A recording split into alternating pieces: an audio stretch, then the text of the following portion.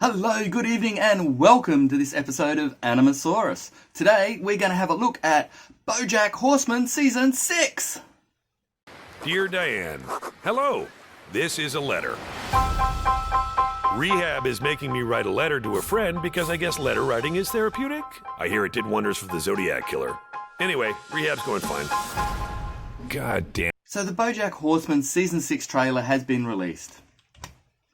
And like with most of the stuff you get out of Netflix, it's only a couple of weeks until the season is released. Netflix. Quick background on BoJack Horseman. BoJack was created by Raphael Bob Waxby. It first aired back on the 22nd of August 2014. So this is now the 6th season, and Season 16 is going to be split up into 16 episodes, and they're going to be released in 2 different batches. So it'll be 8 episodes per release.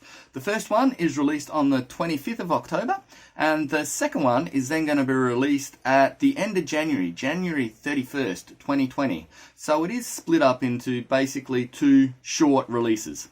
BoJack is voiced by Will Arnett, and he will be again for this season. Will Arnett's also well known for doing the Lego Batman voice as well. So to start off with, let's just talk a little bit about BoJack's Season 6's production. Production for BoJack Horseman is actually done by a company called Shadow Machine in the Los Angeles area of America. I originally thought it was outsourced to somewhere else. I thought it would be outsourced to India or somewhere, but it's actually all done in America. I guess this leads into like the style that it's done. It's a bit more of a different style, which will come back into, some of the subjects which I touch on later on. But it also comes up with its own, which also means it comes up with its own set of hurdles to jump over. Shadow Machine has handled all the seasons of BoJack Horseman. So as they've now headed into Season 6, there's been a change from the workforce. And the workers who have all worked on this production have put forward that for this season they'd like to be unionised. Now, unionisation is something that within the animation industry has been a big talking point, especially in the States. There's been a lot of things and a lot of places which, as creative employees, they've been treated fairly poorly on different productions. And unionisation is one way of getting into, everybody having a voice or to be able to negotiate so that at least minimum wages and standardizations can be sourced across the industry. And this was just what the employees at Shadow Machine were after.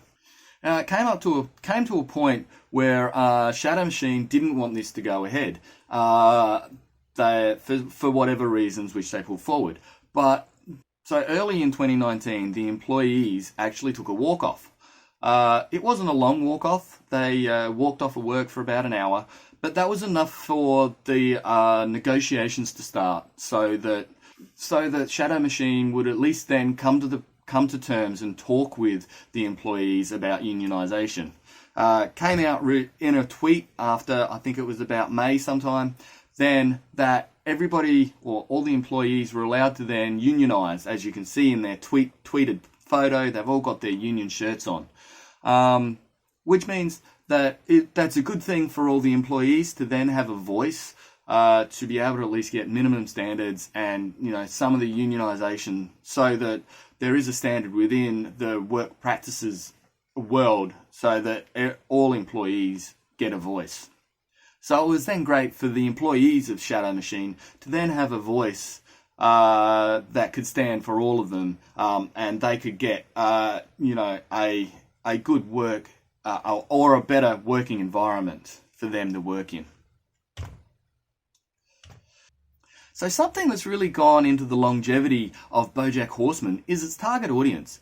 This is an animation, but it's definitely not animation for kids. It's led into animation for adults, which allows it to broach topics which normal sitcoms and things just wouldn't be able to broach without getting a higher rating.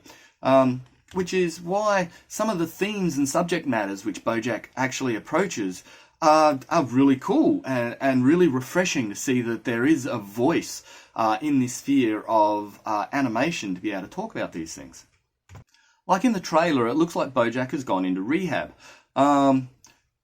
So, rehabilitation for people who go through trauma, things like dealing with depression, addiction, self-destructive behaviors, things like that, when you actually, subjects like that, when you put them into personal spaces and you use people in those situations, it can become rather abrasive and really hard to discuss those themes. But when you put them into a comic or an animation point, it brings up a subject where people can then talk about it and not have that personal attachment to say it is a person that's gone through that. They can say it is a caricature that's gone through that. But it does bring about discussion for things like getting through depression and getting through addiction. So BoJack himself has gone through self-realization while still being the self-absorbed guy that he is. It's another thing that I love about BoJack Horseman is all the characters are flawed. There's none of these perfect characters. It might be an animation, but all the characters have distinct flaws that have been great and developing story arcs over the seasons.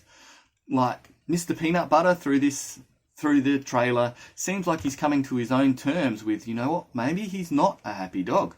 Even though he's always been that self-confident, happy guy that everything's always gone right for, it seems like in this season he might come to terms with, maybe there is something that I'm not happy with, and maybe my happiness is just a cover for something. So it's starting to dig into that. Poor Princess Carolyne is coming to terms with struggling as a single mother or a single parent. It feels like she's getting pulled in a million different directions. I love the art. It kind of comes across really, really well with the way they're showing this. How hard it is for single parents to deal with a child as well. And I love this little bit because my little boy used to have a Sophie giraffe as well. So it's just like, oh, there's a Sophie giraffe. I remember them. but it's really hard for single parents to be able to work through things without a support network around them to give them a break, especially when she's still working full-time as well. And then we get Diane. Poor Diane. Even though the whole letter is written to Diane, I love this about this storytelling within the trailer. Poor Diane still only ends up getting 3 shots, and one of them was actually shared with Princess Carolyne. So Diane, while being a core member of this team, she really struggles for screen time. She's everyone's support, but who does she support as well? So that gets me through the BoJack Horseman season 6 trailer. With this, I thought, with BoJack on Netflix, I'm going, well, you know what? What's my score out of... Well... So with BoJack on Netflix, what's my score going to be?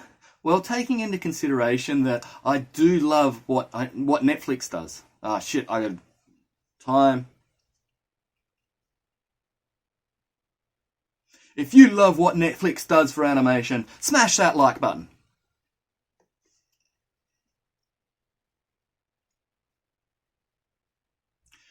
So with all that, considering the themes, the story, I love BoJack as being a very simple artistic style. It's done to budget, but BoJack's not a paint-by-numbers artistic style. It does have a style to it.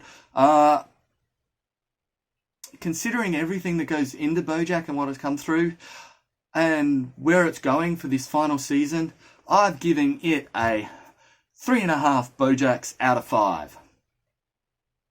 What do you think? Do you think I've rated it fairly well? Leave me a comment down below. Are you guys looking forward to seeing it? And will you binge watch it all as soon as it comes out? So thanks so much for going through BoJack Horseman Season 6 with me. Until we meet again in the prehistoric lands of animation, I bid you farewell.